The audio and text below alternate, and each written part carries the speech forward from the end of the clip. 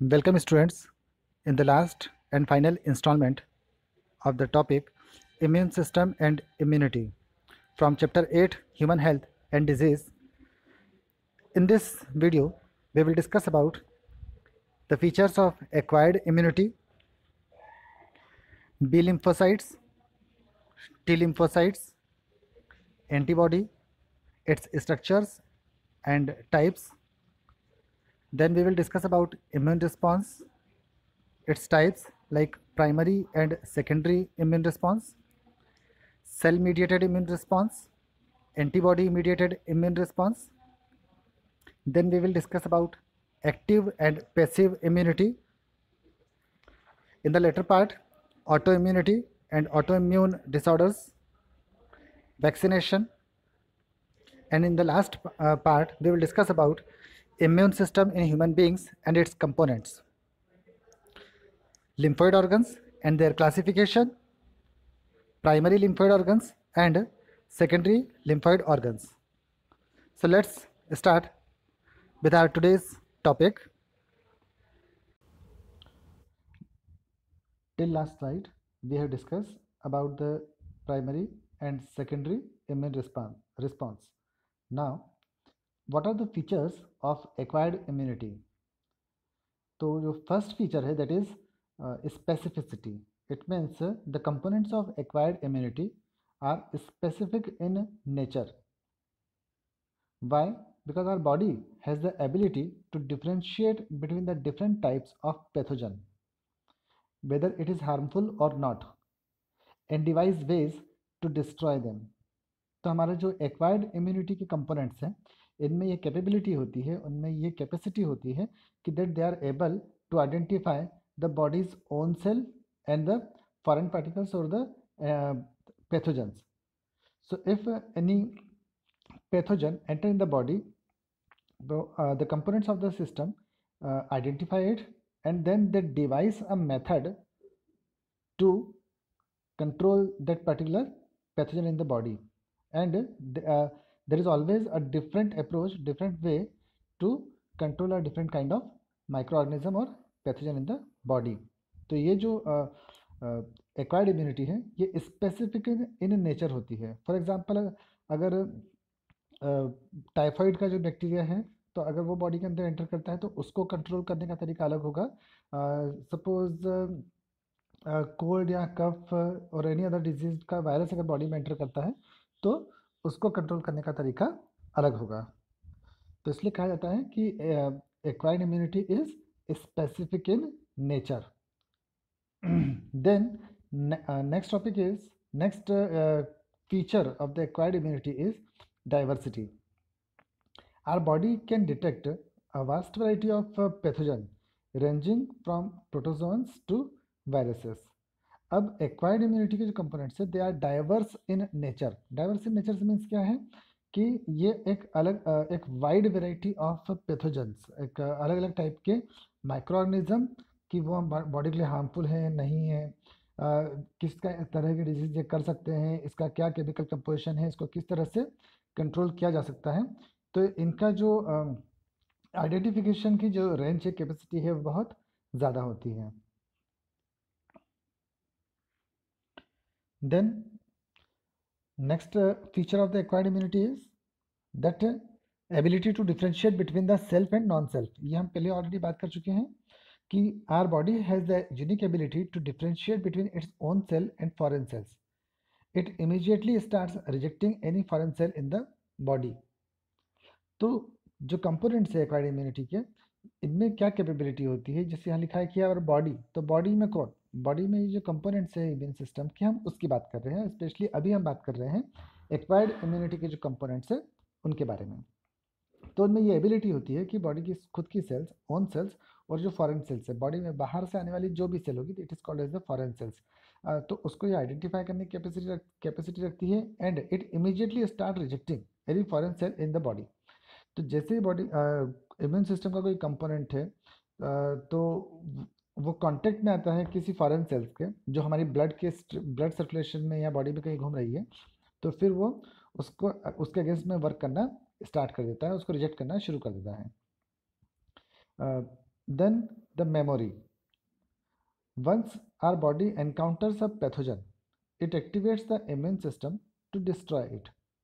It also remembers what antibodies were released in response to that pathogen, so that the next time it enters, the similar procedure is followed by the body to eliminate it. अब क्या होता है, suppose करो बचपन में किसी stage में a person, a child is affected by a bacterial infection, या सपोज हम कहें वायरस से, पोलियो का वायरस से, बचपन में उसको पोलियो का वायरस बॉडी के अंदर एंटर किया। हम जो बच्चों को ओरल ड्रॉप्स पिलाते हैं उसके अंदर यही होता है। तो जैसे ही ये पैथोजन जो है, when it enter in the body, body के अंदर जैसे ही एंटर करता है तो बॉडी का इम्यून सिस्टम जो होता है वो एक्टिवेट होता है, और एक्टिवेट होकर क्या करता है, वो उस पैथोजन को कंट्रोल करने की कोशिश करता है। अब दो बातें होती हैं, या तो ये होगा कि दैट पर्टिकुलर जो पैथोजन है इट विल बी कंट्रोल्ड, या तो ये पैथोजन बॉडी के अंदर कंट्रोल हो जाएगा। कंट्रोल हो गया का मतलब क्या है कि दैट एंटीबॉडीज और T cells, T lymphocytic cells are produced in the body. तो या तो टी लिम्फोसाइट सेल्स बन गई है, या हम कहें कि एंटीबॉडी सेल्स बन गई है, एंटीबॉडीज बन गई है, सॉरी। अगर ये नहीं बने हैं तो फिर the child will be affected by the disease and it may lead to the death। तो या तो डिजीज होगी, अगर हो गई, बॉडी कंट्रोल नहीं कर पाई, तो जो इंडिविजुअल है उसकी डेथ होगी, अगर डिजीज इस टाइप की है तो। और अगर व्यक्ति बच गया, बच्चा जो है वो बच गया, तो इसका मतलब ये हुआ कि उसकी बॉडी के अंदर इम्यून सिस्टम एक्टिवेट हो गया, और एक्टिवेट होने के बाद उसने या तो एंटीबॉडीज़ के थ्रू या टी सेल के थ्रू इसको कंट्रोल कर लिया। और एक बार ये सेल्स बन जाती है बॉडी के अंदर, तो इनमें मेमोरी टी सेल्स नाम की सेल्स होती है। ये मेमोरी टी सेल्स क्या होती है, ये मेमोरी टी सेल्स बॉडी के अंदर फिर जाकर लिम्फॉइड जो ऑर्गन्स होते हैं वहाँ पर स्टोर हो जाएगी, लिम्फ ग्लैंड्स या लिम्फ नोड्स के अंदर जाके कहीं ना कहीं ये बॉडी के अंदर स्टोर हो जाएगी। एंड इन फ्यूचर, अब नेक्स्ट टाइम सपोज आज 10 साल, 20 साल, 30 साल, 50 साल बाद, the same micro organism when it enter in the body, अब वो फिर से वही आज से 10, 20, 50 साल बाद वही माइक्रो ऑर्गेनिज्म बॉडी में फिर से एंटर करता है। तो जैसे ही वो बॉडी के अंदर एंटर करेगा, तो बॉडी का जब इम्यून सिस्टम की सेल्स जो है, हेल्पर टी सेल्स कहते हैं, तो जैसे ही वो उसको आइडेंटिफाई करती है, तो बॉडी को के अंदर केमिकल मैसेजेस ट्रेवल करते हैं, और पता पड़ता है कि the same kind of micro organism which is enter in the body previously is again entered. तो फिर से वही माइक्रो ऑर्गेनिज्म आया है, तो फिर वो लिम्फेटिक सिस्टम के पास मैसेज पहुंचता है, और लिम्फेटिक सिस्टम में जहाँ पर भी मेमोरी टी सेल्स जो है स्टोर होती है, तो वहाँ पर फिर एक टाइप से उसकी फोटोकॉपी, हम कहें एक्चुअली क्लोनिंग, तो क्लोनिंग काइंड ऑफ एक्ट जो है वो स्टार्ट होता है, and then multiple copies of the same memory T cells. तो वो जो मेमोरी टी सेल्स है उसकी multiple copy, thousands of copies per minute produce होना शुरू होती है बॉडी के अंदर, and then they are released into the blood stream, and this T cells now they are converted into killer T cells। तो ये जो किलर टी सेल्स है ये उस पैथोजन को बॉडी के अंदर ढूंढेगी, आइडेंटिफाई करेगी, and then it kills the pathogen. Next is what all cells involved in acquired immunity। अब acquired immunity जो है हमारा, इसके अंदर कौन कौन से कंपोनेंट्स है, जैसे हम बात कर रहे थे, तो basically there are two types of cells are involved in acquired immunity. First cell है B cells, and second one is the T cells. B cells क्या है, बी सेल्स जो है beta, B cells are developed in the bone marrow. पहली चीज़ तो ये है कि जो बी सेल और टी सेल हैं, ये बी और टी सेल्स हमारे जो लॉन्ग बोन्स होती है, लॉन्ग बोन्स के जो बोन मेरो है उसके अंदर हीमोसाइटोब्लास्टिक सेल्स होती है। वहाँ पर जब हीमोपोएसिस की प्रोसेस होती है, फॉर्मेशन ऑफ ब्लड होता है, तो वहाँ पर जब ब्लड बनता है तो उसके साथ साथ बी सेल्स और टी सेल्स का भी फॉर्मेशन होता है। These cells are activated on their encounter with foreign agents. These foreign particles act as a foreign markers। तो ये सेल्स कब एक्टिवेट होती है, जब कभी कोई फॉरेन पार्टिकल या कोई फॉरेन एजेंट क्या होता है, बॉडी में बाहर से आने वाला कोई भी सब्सटेंस, तो जैसे ही बॉडी के अंदर एंटर करता है तो ये जो सेल्स है वो एक्टिवेट होती है। The B cell immediately differentiated into plasma cells which produce antibodies specific to that foreign particle और सो कॉल्ड एंटीजन। अब जैसे ही ये बी सेल किसी पैथोजन के कॉन्टेक्ट में आती है, उसका आइडेंटिफाई करती है, उसका आइडेंटिफिकेशन हो जाता है कि ये particular cell which is enter in the body is the foreign cell और it is the pathogen, it may cause any damage to the body. तो ये बी सेल जो है ये क्या करती है, ये प्लाज्मा सेल्स के फॉर्म में डिफ्रेंशिएट होती है और ये जो प्लाज्मा सेल्स से आगे चलकर एंटीबॉडीज़ का फॉर्मेशन करते हैं।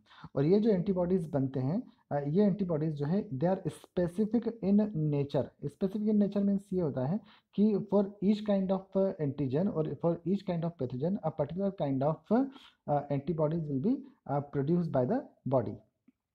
तो हर माइक्रो ऑर्गेनिज्म के लिए, हर पैथोजन के लिए बॉडी एक यूनिक टाइप का एंटीबॉडी का फॉर्मेशन करती है।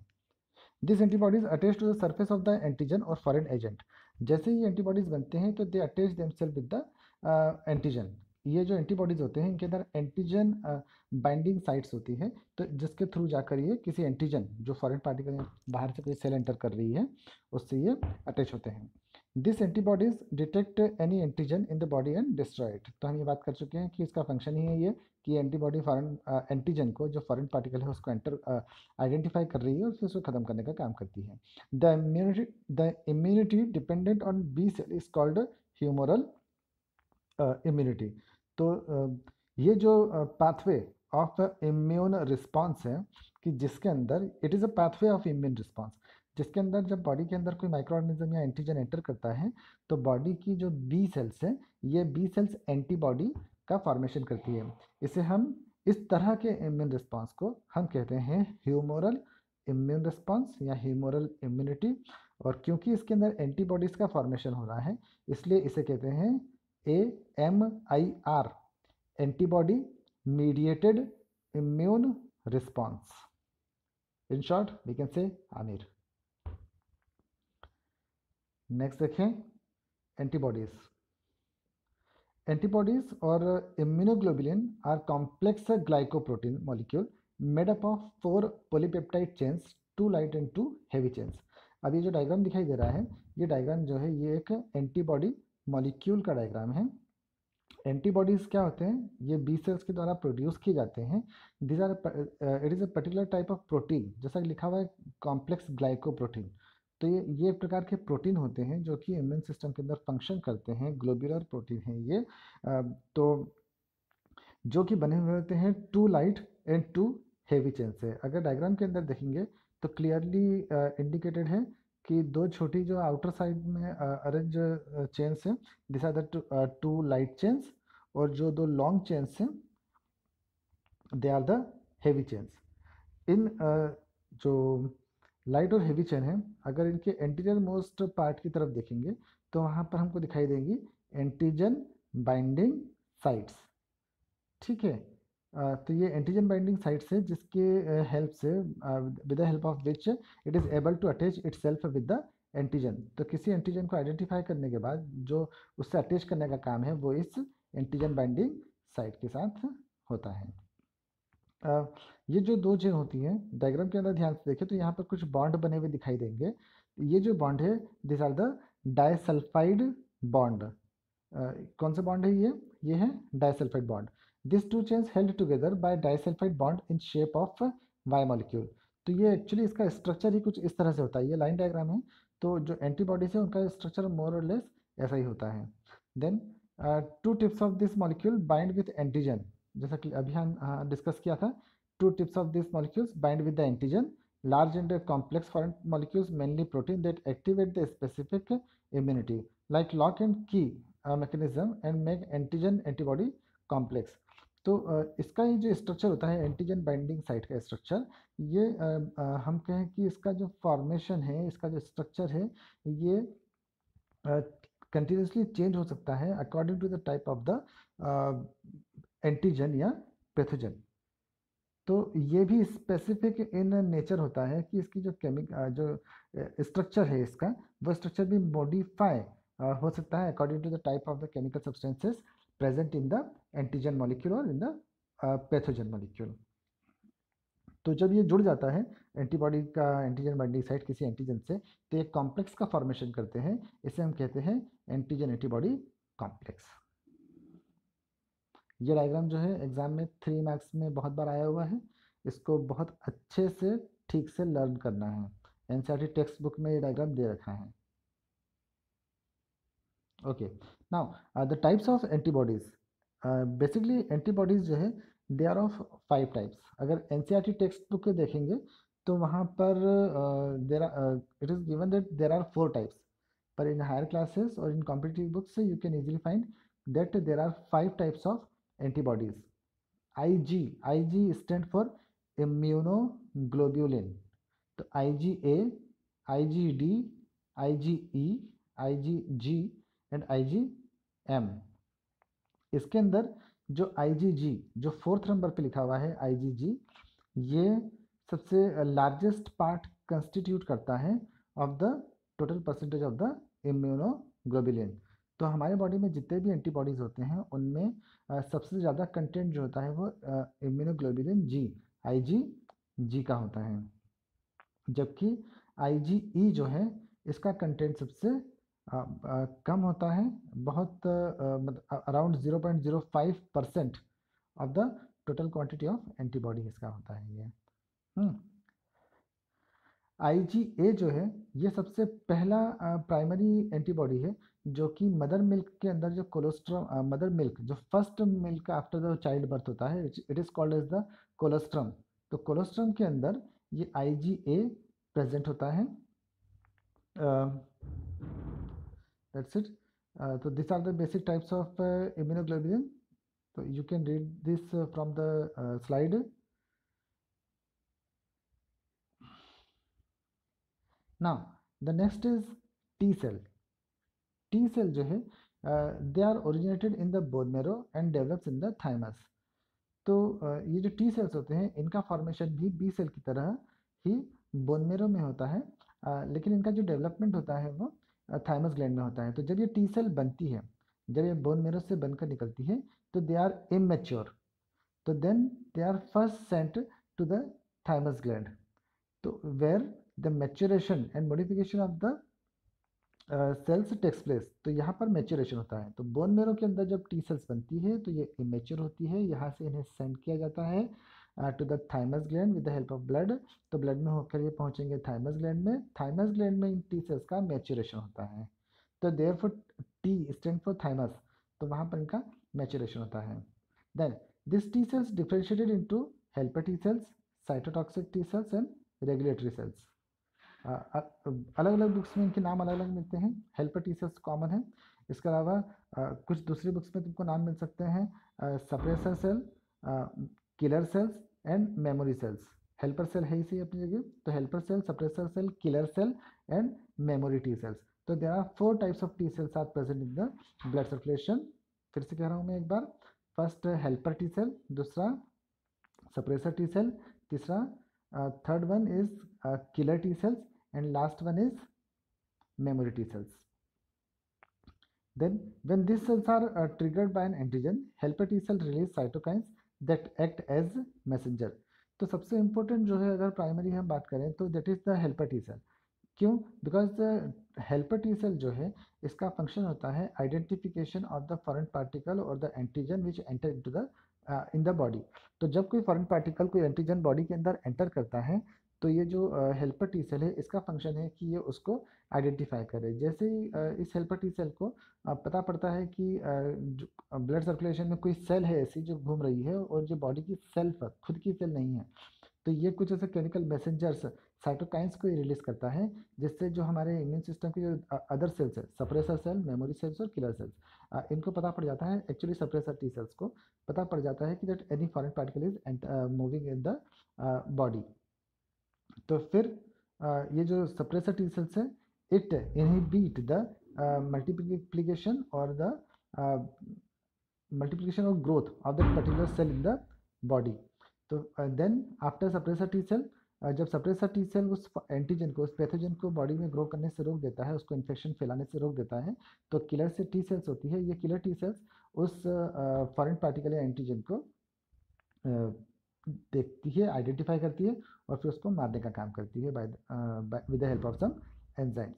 और फिर after killing that particular antigen, उस पैथोजन को मारने के बाद बॉडी के अंदर कुछ मेमोरी टी सेल्स रह जाती है।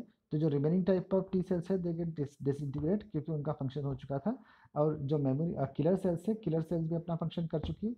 तो जो सारी सेल्स है वो खत्म होगी, लेकिन कुछ सेल एज अ सैंपल सब जो सपोज 2% 5% जो किलर टी सेल्स है ये बॉडी में रह जाएगी। And now they are transformed into memory T cells. और फिर ये बॉडी के अंदर जो लिम्फ ग्लैंड्स होते हैं, लिम्फोइड ऑर्गन्स होते हैं, वहाँ जाके स्टोर हो जाती है।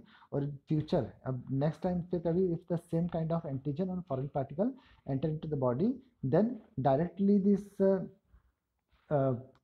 memory T cell, they are again transformed back into the killer cells, and then it is released into the blood stream। और वहाँ से स्ट्रीम ब्लड में रिलीज ब्लड स्ट्रीम में रिलीज करने के बाद they search for the antigen and then kill that particular microorganism which enter in the body. हम देखें next point, fourth point, these cytokines initiate the differentiated of B cells into plasma cells which release antibodies against the antigen। तो ये cytokines antibodies के formation को भी stimulate करते हैं। Regulatory T cells regulate immune reactions। तो regulatory T cells कौन सी है? ये suppressor cells और killer cells है जो कि immune reaction को या immune response को regulate करती है कि क्या action उस antigen या pathogen के against में लिया जाना चाहिए। डायग्राम में ध्यान से देखें, ऊपर लॉन्ग बोन बनी है, लॉन्ग बोन के अंदर रेड बोन मेरो के अंदर जो लिम्फोसाइटिक सेल्स का फॉर्मेशन होगा, T lymphocyte and B lymphocyte. In human being B lymphocyte, तो B stand for bone marrow and T lymphocytes, तो T stand for thymus gland. Then ये जो टी सेल्स है, टी सेल्स जब बनती है तो थाइमस ग्लैंड में पहुंचती है और थाइमस ग्लैंड में जाकर जाने के बाद इनका मैच्योरेशन होता है। और फिर जब कभी बॉडी के अंदर रिक्वायरमेंट होती है तो इनको lymph glands and lymph nodes में पहुंचाया जाता है, जहाँ से ये इम्यून रिस्पॉन्स को जनरेट करती है या उसको रेगुलेट करती है। बी सेल्स जो होती है, तो बी लिम्फोसाइटिक सेल्स जो होती है, ये जब बोन मेरो से बनती है तो ऑलरेडी मैच्योर बनती है, तो there is no need to send them for maturation in some other parts of the body. तो इनको ज़रूरत नहीं है कि बॉडी के दूसरे पार्ट में भेजा जाए जहाँ पर कि ये मैच्योरेशन हो इनका। तो फिर ये जो बी सेल्स हैं डायरेक्टली ब्लड सर्कुलेशन में आती है और and then they generate their immune response. तो whatever the mode of action they are having, तो जैसा कि अभी हमने बात कर चुके हैं, ये जो बी सेल्स होती है ये एंटीबॉडीज़ का फॉर्मेशन करती हैं। तो ब्लड स्ट्रीम में जैसी आएगी, जैसे ही एक इम्यून रिस्पॉन्स ट्रिगर होगा, आइडेंटिफाई होगा कि कोई फॉरेन पार्टिकल बॉडी के अंदर एंटर कर रहा है, तो क्या होगा, ये जो बी सेल्स है ये एंटीबॉडीज़ का फॉर्मेशन करेगी और ये जो एंटीबॉडीज़ हैं किस जो भी एंटीजन है, पैथोजन है, उसको आइडेंटिफाई करके उसको मारने का काम करेंगे। That's it. Types of acquired immunity response, जैसा जैसा कि हम ऑलरेडी बात कर चुके हैं, स्क्रीन पे देख सकते हैं। First is the humoral immune response and second is the cell mediated immune response. तो ये जो ह्यूमोरल इम्यून रिस्पॉन्स है, it is called also called as the antibody mediated immune response। it is also called as what? antibody mediated immune response। देखिए इसमें क्या दिखा है, the antibodies produced by B lymphocytes are present in the blood cells and they are transported all over the body. तो अब ये जो antibodies हैं जो कि बी लिम्फोसाइट्स के द्वारा बनाई जा रही हैं, तो ये क्या होगा, जब बन जाएगी तो then they are transported to all parts of the body. This is why it is called as the humoral immune response as it consist of an antibody produced by the lymphocytes. तो lymphocytes क्या है, यही T cell और B cell की बात हो रही है यहाँ पर। तो यहाँ पर बेसिकली बी सेल्स की बात हो रही है, बी लिम्फोसाइटिक सेल्स के बारे में। देन नेक्स्ट देखिए, it depends upon the action of antibodies circulating in the body। When an antibody on a B cell binds with an antigen, humoral immunity comes into play। तो जब कभी कोई antibody किसी antigen के contact में आती है, तब ये एंटीबॉडीज होती कहाँ है, ये बी सेल की सरफेस पे अटैच प्रेजेंट होती है। तो क्या होता है कि ये ब्लड सर्कुलेशन में जब घूम रही है, तो जैसे ही when they came into the contact of any antigen, तो जैसे ही किसी एंटीजन के आसपास से निकलती है उसके कांटेक्ट में आती है, तो जैसा कि हम बात कर चुके हैं एंटीबॉडीज़ के ऊपर जो सबसे टिप है ऊपर की तरफ एंटीजन एंटीजन बाइंडिंग साइट्स होती हैं। तो ये क्या करती है, अपने आप को अटैच कर लेती है विद द एंटीजन, जो बाहर से माइक्रो ऑर्गेनिज्म आया है, जो पैथोजन आया है, उसके उससे ये क्या करती है, अपने आप को अटैच कर लेती है। जैसे ही अटैच कर लेती है तो फिर वहाँ से हमारा ह्यूमोरल इम्यून रिस्पॉन्स या एंटीबॉडी मीडिएटेड इम्यून रिस्पॉन्स शुरू होता है। The antigen is internalized by the B cells and presented on the helper T cell. This activates the B cell. The activated B cell grows and produce plasma cell. ये जो activated B sales है, जब B cell activated हो गई, पता पड़ गया कि बाहर से कोई फॉरेन पार्टिकल आया है, एंटीजन आया है, हेल्पर टी सेल ने पहचान लिया और बॉडी के अंदर केमिकल मैसेंजर्स को उनने साइटोकाइंस को रिलीज कर दिया। तो अब ये जो बी सेल्स हैं ये एक्टिवेट होगी और ये प्लाज्मा सेल्स का फॉर्मेशन करेगी, और ये जो प्लाज्मा सेल्स है ये आगे जाके ब्लड स्ट्रीम के अंदर एंटीबॉडीज़ का फॉर्मेशन करती है या उसको रिलीज करती है। लास्ट पॉइंट देखें, this plasma cells release antibodies in the blood stream. तो जैसा अभी हमने डिस्कस किया कि जब वो T helper T cell identify कर लेगी, साइटोकाइंस को रिलीज कर देगी ब्लड स्ट्रीम में, बी सेल्स को मालूम पड़ जाएगा कि कोई पर्टिकुलर एंटीजन बॉडी के अंदर ट्रेवल कर रहा है, घूम रहा है, कहीं किसी प्लेस पे प्रेजेंट है, तो ये प्लाज्मा सेल्स का फॉर्मेशन करेगी। ये प्लाज्मा सेल्स जो है ये एंटीबॉडीज़ को रिलीज करेंगे। आगे बढ़ते हैं, the memory B cells retain the information about the pathogen. तो अब क्या होगा, अब उस एंटीजन को पहले मार लिया लेकिन अब वो एंटीजन खत्म हो गया, तो अब क्या होगा, ये जो बी सेल्स है तो इसमें एक स्पेशलाइजेशन हो जाता है कि that is converted to few cells converted into memory B cells. तो अब क्या अगर ये उस एंटीजन के बारे में जो इन्फॉर्मेशन है कि किस टाइप का एंटीजन था, उसका क्या केमिकल कंपोजिशन है, उसको किस तरह से मारा जा सकता है, इन इन्फॉर्मेशन को वो अपने अंदर स्टोर करके रखता है, and then they are stored in the lymphoid organs. Lymphoid organ क्या होते हैं, जहाँ पे हमारे लिम्फोसाइट्स जो टी सेल्स और बी सेल्स जहाँ बॉडी में स्टोर होती है फॉर द फ्यूचर यूज, तो they are called as the lymphoid organs. अभी हम इसके बारे में आगे बात करेंगे। और सेल मीडिएटेड इम्यून रिस्पॉन्स, इसके बारे में हम ऑलरेडी बात कर चुके हैं। Cell mediated immunity is initiated by the helper T cells. तो ये जो इम्यूनिटी है ये इनिशिएट की जाती है हेल्पर टी सेल के द्वारा। The cytotoxic T cell eliminate the infected cells from the body by releasing toxins, thereby promoting apoptosis और प्रोग्राम्ड सेल डेथ। तो अब इसमें जो सबसे इंपॉर्टेंट एक वर्ड दिखाई दे रहा है, अंडरलाइन किया हुआ है, दैट इज एपोप्टोसिस। क्या होता है ये, सेल की जो नॉर्मल डेथ होती है, एक सेल है उसका बर्थ हुआ है by the process of cell division, it is formed in the body, body के अंदर ये बन जाएगी और बनेगी तो फिर उस ऑब्वियस सी बात है कभी ना कभी वो अपनी लाइफ साइकिल को कंप्लीट करेगी। जब लाइफ साइकिल को कंप्लीट करेगी तो फिर उसकी डेथ होगी। तो ये normal death of the cell है उसी के लिए एक सिंगल वर्ड यूज किया जाता है, दैट इज जो टेक्निकल टर्म है apoptosis. The T helper cells help to activate other immune cells. Cell mediated immunity becomes clear in the case of transplant patients. तो ये जो हेल्पर टी सेल्स है ये हमारे इम्यून सिस्टम के other sales से, जैसे हमने बात करी थी अभी कि बीटा सेल्स को भी ये मैसेज पहुंचता है इसी से, तो फिर वो ट्रांसफॉर्म होती है प्लाज्मा सेल्स में। तो एक तरफ तो ये एंटीबॉडी इमीडिएटेड इम्यून रिस्पॉन्स को भी ट्रिगर कर सकता है, दूसरी तरफ ये सेल इमीडिएटेड इम्यून रिस्पॉन्स में तो काम कर ही रहा है। ठीक है, अब जैसे यहाँ लिखा हुआ है कि as it is clear in the case of transplant patient. अब सपोज करो कि कोई व्यक्ति है उसका किडनीज ठीक से काम नहीं कर रही है और डॉक्टर ने प्रिस्क्राइब किया है कि किडनी ट्रांसप्लांट करना पड़ेगा, उसकी दूसरी किडनी लगाना पड़ेगी। अब कहीं से कोई डोनर लिया है, अब डोनर लिया है, सपोज करो कि जो पेशेंट है उसका ब्लड ग्रुप है बी और डोनर का ब्लड ग्रुप है ए। तो अब जैसे ही डोनर की किडनी पेशेंट को दी जाएगी तो वो जो ऑर्गन बॉडी में लगाया गया है that process is called as the transplantation. ठीक है, और जो किडनी लगाई है that is called as the graft या ट्रांसप्लांट। तो नाउ अभी हमने कंडीशन क्या कही थी कि एक का ब्लड ग्रुप ए है दूसरे का ब्लड ग्रुप बी है। तो जैसे ही ये मिसमैच्ड ब्लड ग्रुप वाली किडनी पेशेंट को दी जाएगी तो क्या होगा, बॉडी जो है वो इसको ट्रीट करेगी as a foreign particle, as an antigen, क्योंकि ब्लड में अपोजिट ब्लड ग्रुप के लिए एंटीजन प्रेजेंट होते हैं। तो क्या होगा, वो उसको फॉरेन पार्टिकल की तरह ट्रीट करेगी और फिर उसके अगेंस्ट में वो एंटीबॉडीज़ का फॉर्मेशन करना शुरू करेगी, टी सेल्स का फॉर्मेशन करना शुरू करेगी। और ये बॉडी के जो इम्यून सिस्टम की सेल्स है टी सेल और बी सेल, उस जो किडनी को जो कि अदर ब्लड ग्रुप वाले व्यक्ति की थी तो उसको एक फॉरेन पार्टिकल समझ के उसको डिस्ट्रॉय करना शुरू करेंगे और फाइनली उसको ख़त्म कर देंगे। तो इस प्रोसेस को हम कहते हैं ग्राफ्ट रिजेक्शन, कि जो किडनी है वो एक्सेप्ट नहीं हुई। ऐसा कई बार हो जाता है, तो इसलिए therefore blood transfusion it is also kind of transplantation. ठीक है, यहाँ पे ऑर्गन नहीं हो रहा है लेकिन ब्लड को तो दिया जा रहा है एक व्यक्ति से दूसरे व्यक्ति में, तो ये भी एक प्रकार का ट्रांसप्लांटेशन ही है।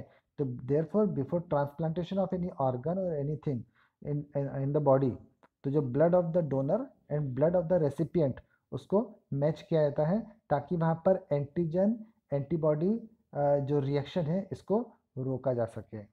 आगे बढ़ेंगे। Types of acquired immunity. अब एक्वायर्ड इम्यूनिटी है, बेसिकली ये दो टाइप की होती है।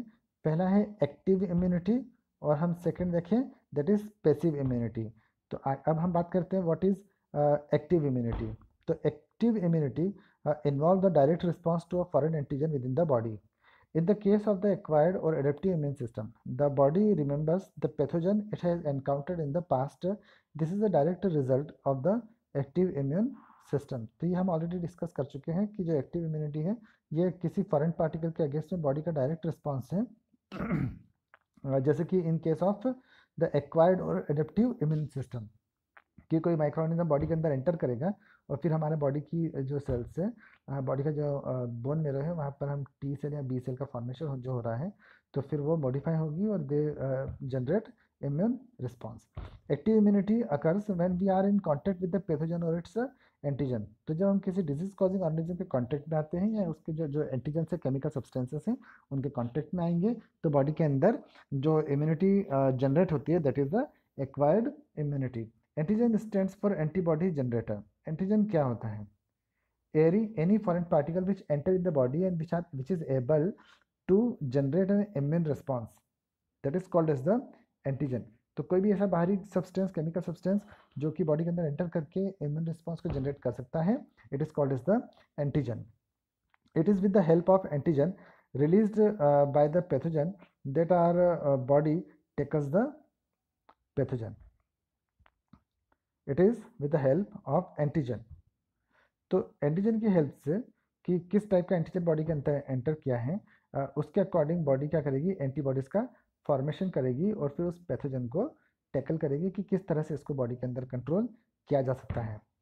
और मान लो वो उसको आइडेंटिफाई नहीं कर पाई कि किस टाइप का माइक्रोऑर्गेनिज्म बॉडी के अंदर एंटर किया है, इसको कैसे कंट्रोल करना है, तो क्या होगा? कुछ नहीं, the person will be affected by the disease. Suppose the virus or bacteria it is not controlled in the body artificially or anything, तो if a proper medication is not takes place, अगर proper medication या treatment नहीं मिला तो बाहर से medicine मिल नहीं रही है, बॉडी का इम्यून सिस्टम उसको आइडेंटिफाई नहीं कर पा रहा है, उसको मार नहीं पा रहा है, तो इस केस में व्यक्ति की डेथ हो जाएगी। बहुत सिंपल है। आगे बढ़े। So what our body does is it start producing antibodies to attack the pathogen based on its antigen. तो हमारी बॉडी क्या करती है, एंटीजन जो पैथोजन है, माइक्रोऑर्गेनिज्म बॉडी के अंदर एंटर किया, सपोज करो कोई बैक्टीरिया गया, साल्मोनेला टाइफी, किस चीज़ का ये बैक्टीरिया है, ये पैथोजन है, ये है टाइफाइड का। अब ये टाइफाइड का बैक्टीरिया साल्मोनेला टाइफी जो है बॉडी के अंदर एंटर किया, तो उस टाइफाइड का जो बैक्टीरिया है साल्मोनेला टाइफी, भाई उसका सेल वॉल के अंदर, उसकी सेल मेम्ब्रेन में कोई केमिकल सब्सटेंस प्रेजेंट होंगे, तो उसके उस केमिकल सब्सटेंस के स्ट्रक्चर के बेसिस पर बॉडी क्या करेगी, एंटीबॉडीज़ का फॉर्मेशन करेगी। और ये एंटीबॉडीज़ कैसे होंगे, दे वर्क इन लाइक की एंड लॉक मैकेनिज्म। की एंड लॉक मैकेनिज्म का क्या मतलब है कि एक पर्टिकुलर टाइप का जो लॉक होता है it only opens with a particular kind of की। क्यों? Because the structure of the key and the structure of the lock are complementary to each other, they are not opposite, we cannot say that they are opposite to each other, they are complementary to each other। तो वो complementary होते हैं कि they can be fit into each other, उनका जो structure, उनका design इस तरह से होता है कि आपस में एक दूसरे के अंदर फिट हो सके।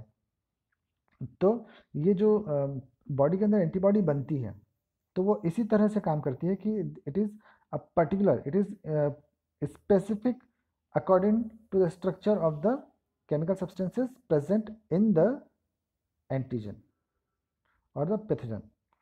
When this happens for the first time it is called as a primary response। हम बात कर चुके थे इसके बारे में कि जब कोई फॉरेन पार्टिकल पहली बार बॉडी के अंदर एंटर करेगा और हमारा बॉडी उसके अगेंस्ट में रिस्पॉन्स देगा तो it is called as the primary immune response, इसमें मे बी पॉसिबल थोड़ा समय लग सकता है। क्यों लगेगा?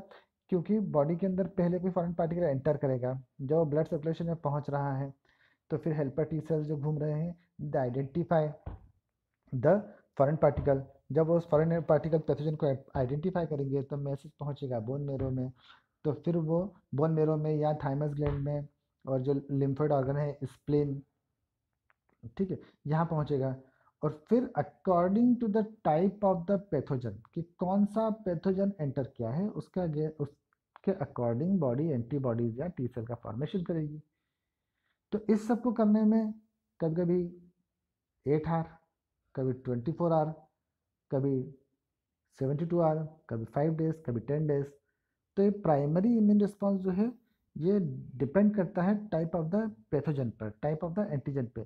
तो इसमें थोड़ा सा टाइम लगता है, लेकिन एक बार जब एंटीबॉडीज बन जाती है तो फिर दैट एंटीबॉडीज में उस बैक्टीरिया वायरस को कंट्रोल करने के बाद कुछ सैंपल, हमने बात करी थी मेमोरी सेल्स, तो ये मेमोरी सेल्स बॉडी में फिर लिम्फोइड ऑर्गन्स के अंदर स्टोर हो जाती है।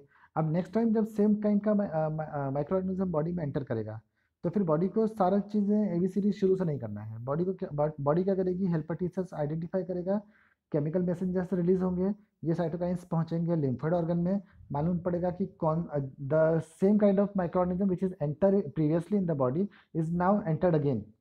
तो बॉडी क्या करेगी, जो स्पेसिफिक एंटीबॉडीज या स्पेसिफिक टी सेल्स बना के ऑलरेडी रखी हुई है, जो मेमोरी सेल्स रखी हुई है, तो उनको प्रोलीफेरेट करेगा। प्रोलीफेरेशन का मतलब है कि इट प्रोड्यूस मल्टीपल कॉपी, हम कह सकते हैं क्लोनिंग, और वो बना के ब्लड स्ट्रीम में डालना शुरू करेगा।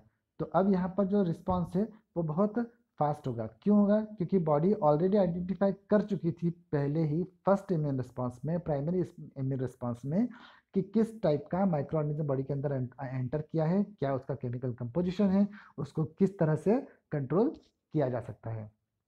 तो फिर बॉडी क्या करेगी, उसको उसके टाइप ऑफ पैथोजन के अकॉर्डिंग टी सेल का या बी सेल का फॉर्मेशन करके उसको कंट्रोल करने के लिए क्लोनिंग शुरू करेगी। तो ये थोड़ा जल्दी हो जाता है, फास्ट हो जाता है। तो सेकेंडरी इम्यून रिस्पॉन्स जो रहता है it is much faster in comparison to the primary immune response. Then passive immunity involves the immune response by the antibodies attained from outside the body. The primary response by the body to a pathogen it encounters for the first time is rather feeble, so the first encounter is always a little harsh on the body. तो जब कभी कोई antigen या pathogen body के अंदर enter करता है तो बॉडी को क्या है कि उसके अगेंस्ट में अभी हमने बात करी प्राइमरी इम्यून रिस्पॉन्स को जनरेट करने में टाइम लगता है। तो मे बी पॉसिबल कि उस डिजीज कॉजिंग ऑर्गेनिज्म की जो इफेक्ट्स है बॉडी पे वो शुरू में ज़्यादा हो,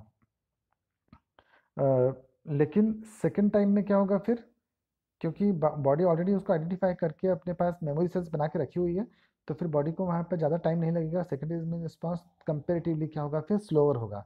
हाँ, कभी कभी क्या होता है, कुछ लोगों के अंदर सीवियर कंबाइंड इम्यूनो डिफिशियंसी नाम का एक डिसऑर्डर होता है। एक बात ध्यान से सुने, severe combined immunodeficiency, SCID, SCID कहते हैं। तो in this condition body is unable to identify antigen और पैथोजन इन द बॉडी, और हम कह सकते हैं it is unable to produce the T cell और बी सेल और antibodies so to control that antigen. तो ऐसी कंडीशन में क्या होगा, कोई भी बैक्टीरिया वायरस या any other disease causing organism when it enter in the body, body is unable to respond and it में lead in most of the cases, 99% cases, it leads to the death of the individual just after the few hours or few days or few months after the birth. Biotechnology has grown tremendously in the last decade or two. हाँ ठीक है, तो last 1 या 2 decade में जो है biotechnology बहुत तेज़ी से ग्रो करी है, और अब हम जो है आर्टिफिशियली एंटीबॉडीज़ का सिंथेसिस करना शुरू कर चुके हैं। This readymade antibodies protect the body even if the body has not yet experienced a primary response. तो अब प्राइमरी रिस्पॉन्स अगर नहीं भी क्रिएट किया हो तो बॉडी के अंदर क्या करते हैं, आर्टिफिशियल इम्यूनिटी जनरेट की जाती है। तो बेसिकली ये जो पैसिव इम्यूनिटी है, पैसिव इम्यूनिटी क्या है, ये पैसिव इम्यूनिटी बॉडी के अंदर आर्टिफिशियल इम्यूनिटी क्रिएट करने का एक मेथड हम कह सकते हैं। फर्स्ट लाइन फिर से पढ़ेंगे, passive immunity involve the immune response by the antibodies attend from outside the body. तो इसमें यही किया जा रहा है कि एक आर्टिफिशियल तरीके से एंटीबॉडीज़ जो है प्रोड्यूस की जाती है और बॉडी के अंदर इम्यून सिस्टम को डेवलप किया जाता है। भले ही वो वायरस या बैक्टीरिया एनवायरनमेंट से बॉडी के अंदर एंटर नहीं किया हो, लेकिन बॉडी के अंदर हम एंटीबॉडी डायरेक्टली इंजेक्ट करके या बॉडी के अंदर जो है इम्यून सिस्टम को एस्टेब्लिश कर सकते हैं। While active immunity may protect us from a disease for a lifetime, passive immunity is the more short term. तो जो एक्टिव इम्यूनिटी होती है, एक्टिव इम्यूनिटी जैसे हम बात करें कि कोई माइक्रोऑर्गेनिज्म बॉडी में एंटर करेगा और फिर बॉडी वो पूरा टी सेल बी सेल का मैकेनिज्म इम्प्लीमेंट करेगा। तो ये इस टाइप की जो इम्यूनिटी है ये लाइफ लॉन्ग होती है, लाइफ टाइम के लिए होती है कि एक बार डेवलप हो गई तो हमेशा रहती है। लेकिन जो पैसिव इम्यूनिटी है, क्योंकि ये एक आर्टिफिशियल मेथड से जनरेट करी हुई है, बनाई हुई है, तो फिर क्या होती है, इसका शॉर्ट ड्यूरेशन होता है। Suppose 1 month, 2 month, sometimes 6 month और फ्यू ईयर्स। तो आफ्टर पर्टिकुलर टाइम पीरियड इनका जो इफेक्ट है वो कम होना शुरू हो जाता है, तो फिर से next dose of antibody is required. Passive immunity develops immediately and our body could begin its attack on the pathogen right away. तो पैसिव इम्यूनिटी जो है बॉडी के अंदर जैसे एंटीबॉडी इंजेक्ट करेंगे तो वो तो ऑलरेडी बनी बनाई एंटीबॉडी से बाहर से बना के लाई हुई है, तो उसको बॉडी में जैसे इंजेक्ट करेंगे तो ये क्या करेगी, पैथोजन को आइडेंटिफाई करेगी, क्योंकि उसको बनाया ही इस तरह से गया है कि वो पैथोजन के को आइडेंटिफाई उनको करना ऑलरेडी आता है। तो ये जो है पैथोजन को आइडेंटिफाई करेगी और फिर अपना फंक्शन को स्टार्ट कर देगी। अब पैसिव इम्यूनिटी जो है इसके भी दो टाइप होते हैं, नेचुरल पैसिव इम्यूनिटी और artificial passive immunity. Natural passive immunity क्या है, जो पर्सन खुद डेवलप करता है, और आर्टिफिशियल पैसिव इम्यूनिटी क्या है, जो बॉडी के अंदर बाहर से इंजेक्ट की जाती है एंटीबॉडी, उसके बारे में बात हो रही है। नाउ ऑटो इम्यूनिटी क्या है, ऑटो इम्यूनिटी कभी कभी क्या होता है कि sometimes the immune system attack its own body cells और tissue and organs instead of the foreign agents. This is called as auto immunity. Example इसका type 1 diabetes is an example of auto immune disease. ये पास में auto immune disease का एक chart दे रखा है, इसमें जो टिक लगा रखे हैं ये इंपॉर्टेंट है, इन्हें याद करना है। Addison's disease, ankylosing spondylitis, diabetes mellitus, Graves disease, Hashimoto's disease, lupus, multiple sclerosis, rheumatoid arthritis. तो ये जो कुछ डिजीज़ हैं इसमें स्पेशली ये जो नीचे दे रखा है रीमेटॉइड आर्थराइटिस, ये बुक के अंदर भी नाम दे रखा है हाशीमोटो डिजीज़। ये कॉम्पिटिटिव एग्जाम में कई बार आया हुआ है, इसको याद रखेंगे कि यह ऑटो इम्यून डिसऑर्डर है। हाँ, तो हम बात करते हैं ऑटो इम्यून डिसऑर्डर क्या होते हैं। कभी कभी क्या होता है बॉडी का जो नॉर्मल फंक्शनिंग है कि that the components of the immune system they identify the foreign particles और एंटीजन और pathogen and then they work against that antigen और पैथोजन और उनको ख़त्म करते हैं, उनको मारने का काम करते हैं।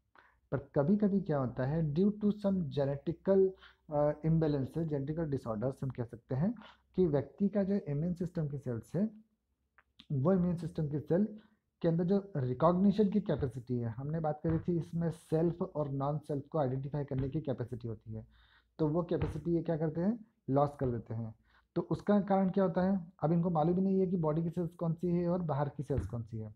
तो जैसे ये ब्लड के सर्कुलेशन में आते हैं they start acting upon against the bodies own cell, तो बॉडी की सेल्स के अगेंस्ट में ही ये काम करना शुरू कर देते हैं, और जब ये काम करना शुरू कर देंगे तो क्या होगा, बॉडी की सेल्स को ख़त्म करना शुरू कर देंगे। तो बॉडी के इंटरनल सेल्स को मारेंगे, सेल्स ख़त्म हो जाएंगे तो टिश्यू ख़त्म हो जाएंगे, टिश्यू जब डैमेज होंगे तो ऑर्गन्स का फंक्शनिंग अफेक्ट होगा, धीमे धीमे करके ऑर्गन भी ख़त्म हो जाएंगे। तो इस तरह से it will lead to the death.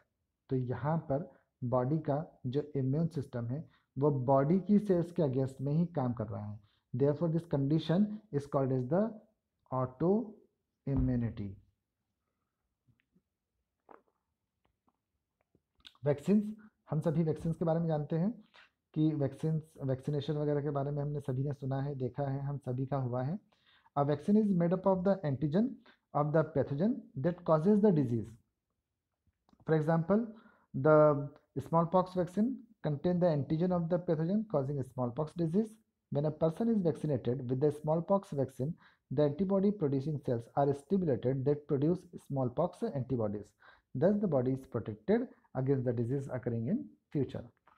तो वैक्सीनेशन क्या होता है, बच्चों को बच्चे जब छोटे होते हैं 1 साल 2 साल या उससे भी कम एज की कंडीशन में 5-6 साल तक की एज तक भी लग सकते हैं, वैक्सीनेशन होता है कि इसके अंदर क्या करते हैं, जो एंटीजेंस के इनएक्टिवेटेड स्ट्रेन या डेड स्ट्रेन या उनके केमिकल सब्सटेंसेस का कोई एक पार्ट एज वॉयल और एज एन इंजेक्शन बॉडी के अंदर इंजेक्ट किया जाता है, व्यक्ति को दिया जाता है। तो ये जो एंटीजन का बहुत छोटा सा स्मॉल डोज बच्चे की बॉडी में इंजेक्ट किया, तो ये बच्चे की बॉडी में इम्यून रिस्पांस को जनरेट करेगा। अब वो जो एंटीजन डाला था, अभी मैंने कहा कि या तो इनएक्टिवेटेड कंडीशन में होगा या डेड होगा वो स्ट्रेन। तो अब इनएक्टिवेटेड या डेड स्ट्रेन होगा तो बॉडी के अंदर जाकर वो एक्टिवेटेड नहीं होगा, और वो इन जनरल ये बॉडी के अंदर एक्टिवेटेड नहीं होगा और मल्टीप्लाई नहीं करेगी वो सेल बॉडी के अंदर। लेकिन बॉडी का जो इम्यून सिस्टम है वो तो उसको आइडेंटिफाई कर लेगा कि ये एंटीजन है, ये बाहर से आया है, ये पैथोजन है, ये बॉडी का नहीं है, बाहर से आया है। तो बॉडी का फिर इम्यून सिस्टम जो है वो एक्टिवेट होगा, वो या तो टी सेल बनाएगा या बी सेल बनाएगा, और फिर वो उस बैक्टीरिया वायरस को या जो भी एंटीजन है उसको ख़त्म करने का काम करेंगे। और अब नेक्स्ट टाइम जब कभी फ्यूचर में सेम काइंड का माइक्रो ऑर्गेनिज्म बॉडी में एंटर करेगा नेचर से नेचुरली, तो ऑब्वियसली हमने पहले ही वैक्सीनेशन के थ्रू उस बच्चे के अंदर इम्यूनिटी जनरेट कर रखी थी उस डिजीज़ के अगेंस्ट में, तो उस बच्चे को वो डिजीज़ नेचुरली जो है बाहर से आने वाले बैक्टीरिया वायरस से फिर नहीं होगी। तो वैक्सीनेशन कुछ इस तरह से काम करता है। वैक्सीनेटिंग पैथोजेनिक माइक्रोब्स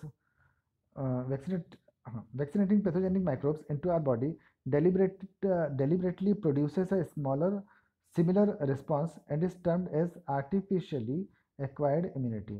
तो ये artificially acquired immunity को जनरेट करते हैं कि बाहर से माइक्रोब्स को पैथोजेंस को बॉडी में इंजेक्ट किया जाता है, बॉडी के अंदर इम्यून रिस्पॉन्स को पैदा किया जाता है, और फिर ये इम्यून रिस्पॉन्स के कारण जो है माइक्रोब्स बॉडी कंट्रोल कर लेती है। सपोज कभी body is unable to control that particular microorganism, क्या होगा कि अगर किसी बच्चे को वैक्सीनेशन दिया, उसके बैक्टीरिया वायरस के जो इनएक्टिवेटेड स्ट्रेन दिए या डेड स्ट्रेन दिए या कोई सैंपल एक स्मॉल अमाउंट में दिया उस माइक्रो ऑर्गेनिज्म को, और बच्चे का जो इम्यून सिस्टम है वो एक्टिवेटेड नहीं हो पाया, मान लो उसको वो ऑटो इम्यून डिसीज है कोई सी, या SCID है, उसको सीवियर कंबाइंड इम्यूनो डिफिशियंसी है, तो क्या होगा, वो बैक्टीरिया बॉडी के अंदर जाएगा, बॉडी के सेल्स के अंदर जो है आइडेंटिफिकेशन की कैपेसिटी नहीं थी, वो उस बैक्टीरिया वायरस को आइडेंटिफाई नहीं कर पाएगा, बॉडी के अंदर एंटीजन एंटीबॉडी नहीं बनेंगे, तो उस बच्चे को वो डिजीज़ नहीं होने वाली थी, तो तुमने उसकी बॉडी के अंदर क्या करा, वो पैथोजन इंजेक्ट कर दिया और उसको वो डिजीज़ कर दी, वो बॉडी के अंदर इम्यून सिस्टम जनरेट नहीं होगा, वो bacteria virus by chance activate हो गया और it start multiplying in the body, तो मल्टीप्लाई करना स्टार्ट कर देगा और it lead to the death of the child. Immunization is a process in providing resistance to pathogenic microbes and other infectious disease by the administration of a vaccine into the body. By immunization, it stimulates the body's immune system to protect against subsequent infections or disease. तो ये हम already discuss कर चुके हैं कि immunisation जो है वो किसी पैथोजन के अगेंस्ट में रेजिस्टेंस डेवलप करने का एक प्रोसेस है, जिसमें इन्फेक्शियस डिजीज़ को जो है एज अ वैक्सीन बॉडी में इंजेक्ट किया जाता है, और ये जो वैक्सीनेशन किया जाता है, ये जो सैंपल्स हैं बॉडी के अंदर इम्यून रिस्पॉन्स को स्टिमुलेट करते हैं और फिर सब्सिक्वेंट इन्फेक्शन और डिजीज़। तो जब नेक्स्ट टाइम कभी वो नेचुरली बॉडी के अंदर बैक्टीरिया वायरस या जो पैथोजन है एंटर करता है, तो बॉडी का इम्यून सिस्टम ऑलरेडी उसको आइडेंटिफाई करके रखा हुआ होता है, तो उसको ईजिली कंट्रोल कर लेता है। इम्यून सिस्टम क्या है, बॉडी का जो डिफेंस मैकेनिज्म है, it is called as the immune system, जो कि बाहर से आने वाले किसी भी फॉरेन पार्टिकल्स या बैक्टीरिया वायरस को कंट्रोल करने का काम करता है। What is immunology? तो immunology is a branch of biology which deals with the complex body function of the immune system, the ability to tackle antigens और pathogen and being healthy is referred to as immunity. So what is immunity? The ability of body to resist against any disease causing organism is called as the immunity, and the branch of biology which deals with the study of immune system or immunity is called as the immunology. ये जो immune system है, it is composed of cells, tissues and organs that work unitly and protecting our body. This system defends the human body from the trespassing pathogens in a variety of ways. तो ये immune system का function क्या है कि ये कुछ sales, tissue, organs के मिलकर बना हुआ है होता है। हम बात कर चुके हैं T cell, B cell, thymus gland, spleen, bone marrow. तो इन सब का एक बना हुआ एक सिस्टम है। इनका और इनका फंक्शन क्या है, बाहर से कोई बैक्टीरिया वायरस जो बॉडी के अंदर एंटर करता है, जो लिखा हुआ है this system defend the human body from the trespassing pathogen. तो बाहर से जो पैथोजन बॉडी के अंदर एंटर कर रहे हैं, इन पैथोजन को जो है अलग अलग तरीके से कंट्रोल करने का ये काम करता है। They work based on memory, some are innate and some are acquired. तो ये मेमोरी के बेस पे भी फंक्शन करते हैं। इनमें से कुछ इनबोर्न होते हैं, इननेट होते हैं, इनहेरेंट होते हैं, और कुछ जो होते हैं बॉडी इनके अगेंस्ट में इम्यूनिटी जो है एक्वायर करती है। हम बात कर चुके थे ऑलरेडी कि इनहेरेंट और innate and acquired immunity. Lymphoid organ, तो अभी डिस्कशन में हमारे लिम्फोइड ऑर्गन वर्ड बार बार आ रहा था। तो लिम्फोइड ऑर्गन क्या होते हैं? लिम्फोइड ऑर्गन बॉडी के वो ऑर्गन्स होते हैं जहाँ पर कि टी सेल और बी सेल्स का जो है या तो इनका फॉर्मेशन होता है, या इनका मैच्योरेशन, या इनका स्टोरेज होता है। तो हमारे लिम्फेटिक सिस्टम की जो ग्लैंड्स हैं, जो लिम्फ ग्लैंड्स हैं, ये लिम्फ ग्लैंड्स जहाँ पर कि टी सेल, बी सेल वगैरह का फॉर्मेशन होता है, स्टोरेज होता है, तो इन्हें हम कहते हैं लिम्फोइड ऑर्गन्स। ये लिम्फोइड ऑर्गन्स जो हैं ये on the basis of their function ये दो कैटेगरी टाइप के होते हैं, प्राइमरी और एंड सेकेंडरी लिम्फोइड ऑर्गन। ठीक है, कौन कौन से होते हैं? Primary and secondary lymphoid organs. First point में हम देखें, थर्ड लाइन में, it include bone marrow, blood vessels, lymph nodes, lymphatic vessels, thymus, spleen and various other clusters of lymphoid tissue. तो ये कंपोनेंट्स हैं, ये लिम्फोइड टिश्यूज या organs हैं जो कि इम्यून सिस्टम के पार्ट हैं। Lymphoid organs are the site of origin, maturation and proliferation of lymphocytes. तो लिम्फोइड ऑर्गन जो होते हैं वहाँ पर है लिम्फोसाइट्स। कौन सी lymphocytes? T cells and B cells. इनका ओरिजिन होता है, इनका मैच्योरेशन होता है, प्रोलिफरेशन मतलब मल्टीप्लिकेशन इनका होता है। They exist as primary, secondary और tertiary and there are based on their stages of development and maturation. तो इन्हें आप स्टेजेस ऑफ डेवलपमेंट या मैच्योरेशन के बेसिस पे प्राइमरी, सेकेंडरी या टर्शरी लिम्फोइड ऑर्गन्स के रूप में क्लासिफाई किया जा सकता है। हमारी जो एनसीईआरटी टेक्स्ट बुक की बात करें हम, तो उसके अंदर दो टाइप के लिम्फोइड ऑर्गन दे रखे हैं, हमें वही याद रखने हैं, that is primary lymphoid organ and secondary lymphoid organ. This organs consist of fluid connective tissue with different types of leukocytes और white blood cells। तो ये जो ऑर्गन्स है हमारे डब्ल्यूबीसी के जो डिफरेंट टाइप्स होते हैं, याद करें हम, डब्ल्यूबीसी में 5 टाइप होते हैं, lymphocytes, monocytes, eosinophils, basophils and neutrophils. तो ये सारे टिश्यूज इसके अंदर सेल्स प्रेजेंट होते हैं। ये हम डायग्राम देखें और कुछ डिस्क्रिप्शन देखें लिम्फोइड ऑर्गन्स के बारे में। Primary lymphoid organ and secondary lymphoid organ. Primary lymphoid organ क्या होते हैं? वो ऑर्गन जहाँ पे टी सेल, बी सेल वगैरह का फॉर्मेशन होता है, जहाँ पर लिम्फेटिक जो लिम्फ सेल्स है, हमारी लिम्फोसाइट्स है, जहाँ इनका फॉर्मेशन होता है, जहाँ इनका प्रोडक्शन होता है, उन्हें हम कहते हैं प्राइमरी लिम्फोइड ऑर्गन्स। तो केवल दो साइट है, that is bone marrow and thymus. याद रखना, एग्जाम में कई बार पूछा हुआ है, प्राइमरी और सेकेंडरी लिम्फोइड ऑर्गन्स का नाम बताना है, केवल केवल नाम बताना रहता है। 6 नाम आते हैं 3 नंबर के अंदर, तो हाफ मार्क्स का हर नाम होगा, तो इसे याद रखना है। प्राइमरी लिम्फोइड ऑर्गन केवल दो हैं, bone marrow and thymus gland. ठीक है, सेकेंडरी लिम्फोइड ऑर्गन कौन कौन से हैं? नाम देखें हम यहाँ पर, spleen, lymphatic vessels, lymph nodes, adenoid glands, tonsils, mucosal associated lymphoid tissue, they are also called as a MALT, GALT, BALT, SALT, NALT। इन सभी के यहाँ पर फुल फॉर्म भी दे रखे हैं, इसको ध्यान से देखना, इनको लर्न करना है, स्पेशली ऊपर के दो।